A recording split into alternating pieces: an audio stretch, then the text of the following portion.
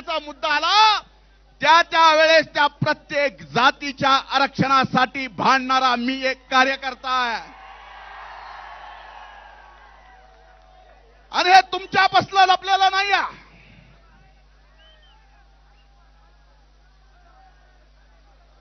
तुमच्यापासून लपलेलं नाही आहे. पण एक गोष्ट लक्षात घेतली पाहिजे की इथं आपण आलोत बसलोत.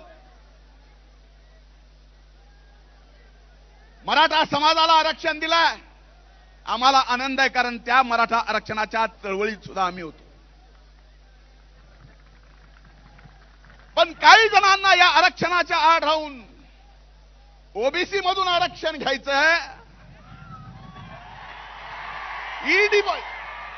EWS economic weaker section. एक उदाहरण सांगतो, तुम्ही ऐका की नाही ऐका, माध्यमांनी ऐकावं. ओबीसीचा आत्ता आलेला एमपीएससीचा रिझल्ट, त्याचा कट ऑफ होता 485 आणि स्पेशल विकर सेक्शनचा निकाल 450. म्हणजे 450 मार्क जर मी मराठा समाज म्हणून, इतर स्वर्ण समाज म्हणून मला जे कुठलंच रिझर्वेशन मिळत नाही, मी जर इकॉनॉमिक विकर सेक्शन मध्ये भरला असतो तर 450 पास झाला असतो. प्रमाणपत्र घेऊन ओबीसीत आल्यानंतर मात्र 480 घेतलं तरी नापास आहे. कुणाला फसवताय? काही ठराविक लोकांना फक्त याबाबत स्वतःला खुर्ची मिळावी यासाठी,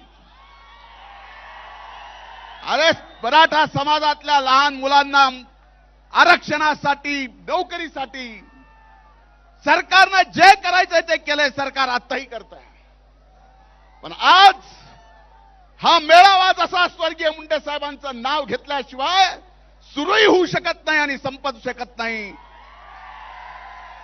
तसं आम्हाला सुद्धा आपल्याला सांगावं लागणार आहे की आरक्षण दिलंय, आणखीन ते आमचं म्हणणं नाही.